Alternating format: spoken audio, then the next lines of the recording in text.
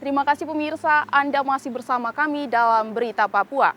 Untuk Anda yang baru bergabung, kami akan menyajikan kembali 3 berita utama hari ini.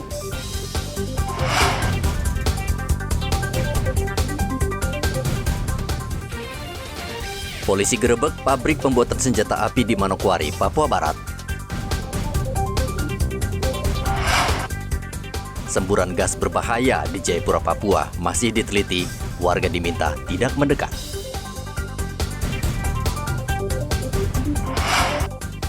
Ratusan calon pegawai negeri sipil di Merauke, Papua Selatan mengikuti tes seleksi menggunakan komputer.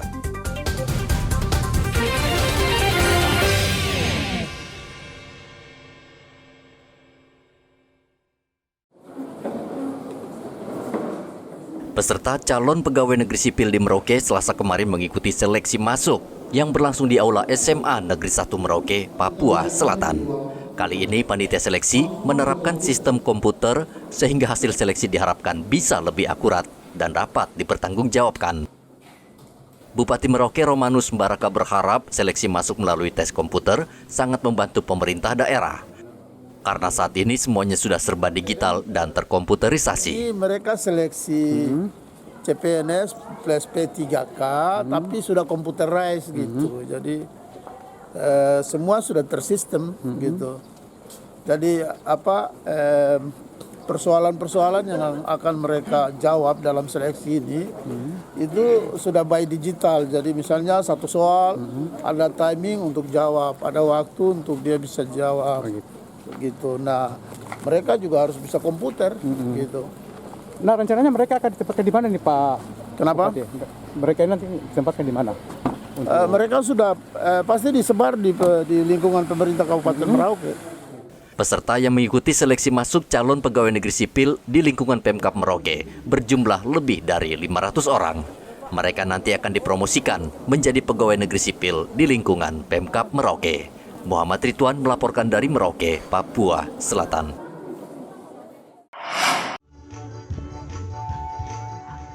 Saat ini harga beras di Merauke, Papua Selatan mulai turun. Turunnya harga beras karena sejumlah sentra produksi beras di kawasan Kurik, Semangga dan Tanah Miring panen raya sehingga produksi melimpah. Saat pameran pertanian yang berlangsung di Taman Kapsul, Merauke, rata harga beras terpantau turun Rp2.000 per kilogram. Berasnya beras lokal Merauke ya, Bu? Iya, beras lokasi Pak dari Merauke. Jenis apa dia berasnya ini? Jenisnya CL Pak ini. CL ya? Ini dijualnya berapa ini, Bu, per kilo? Jualnya 12.000 per kilo. Ini satu sak ini 10 kilo ya? Satu sak 10 kilo. Ini hasil panen tahun ini baru-baru itu gimana, Bu, ini? Iya, hasil panen tahun ini gadu Pak. Gadu ya? Jadi agak murah, Bu ya? Iya. Sudah agak turun ya? Sudah agak turun dari kemarin. Oh, iya. Sekarang lagi banjir memang? Warganya? Ya, dibilang banjir enggak. Oh, belum juga ya? Enggak terlalu banyak panen juga Oh Pak, gitu, sebenarnya. Kenapa itu, Bu? Airnya atau sekarang sudah mulai berkurang. Panas ya? Iya. Untuk ini hasil petani ini kan? Iya. Iya, untuk sekarang ini gimana di musim panas ini? Untuk petani di kawasan Ibu ini? Kurang, panenannya kurang. Kurang ya? Nah, kira-kira prediksi Ibu ke depan, kira-kira harga ini bakal naik lagi atau tetap? Iya, bakal naik karena air sudah susah. Susah ya? Pedagang belum bisa memastikan harga beras akan semakin turun, mengingat musim kemarau masih menyelimuti Merauke dan banyak lahan pertanian kekeringan. Muhammad Ridwan melaporkan dari Merauke, Papua Selatan.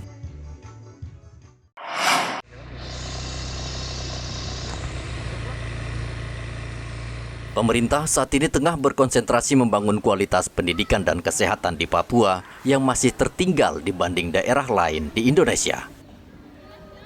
Selain infrastruktur, salah satu yang menjadi kendala masalah adalah kualitas tenaga pengajar dan perawat. Menteri Koordinator Bidang Pembangunan Manusia dan Kebudayaan, Muhajir Effendi, menyarankan kualifikasi guru dan perawat di Papua tidak harus sesuai standar, tetapi bisa merekrut warga lokal untuk menjadi guru atau perawat, kendati harus mengorbankan kualitas. Hal ini disampaikan Muhajir dalam Konferensi Nasional ke-8 Forum Kerukunan Umat Beragama tahun 2023 di Jayapura, Papua, Selasa kemarin. Kemenko Bidang Pembangunan Manusia dan Kebudayaan akan berkoordinasi dengan kementerian terkait untuk mengatasi kekurangan guru dan perawat di Papua. Saya prioritaskanlah melibatkan generasi muda yang ada di tempat itu untuk ikut berperan aktif dengan cara memberikan kemudahan-kemudahan, dipilih anak-anak yang terbaik, misalnya untuk menjadi guru, untuk menjadi tenaga medis, dengan sedikit menurunkan kualifikasi. Misalnya apa? Misalnya untuk guru ya tidak harus S1 di tempat itu, bisa kembali kepada program dulu, misalnya cukup diploma 1, tamatan SMA, diambil yang dari sekolah situ yang memang nilainya bagus, karakternya bagus, kemudian dia disekolahkan 1 tahun pengalaman diploma, nanti dikembalikan ke daerah itu. Itu saya kira lebih realistis daripada merekrut S1 dari luar yang nanti kemudian nggak kerasan di situ terus keburu pergi. Sehingga sekarang ini kebutuhan tenaga medis, tenaga pendidik di daerah-daerah itu menjadi sangat langka. Saat ini Papua kekurangan tenaga pengajar dan perawat yang memiliki kualifikasi sesuai standar nasional. Tidak heran banyak daerah, khususnya daerah terpencil, yang belum terlayani pendidikan dan kesehatan dengan baik, sehingga angka kemiskinan ekstrim dan stunting masih sangat tinggi. Hendra melaporkan dari Kota Jayapura, Papua.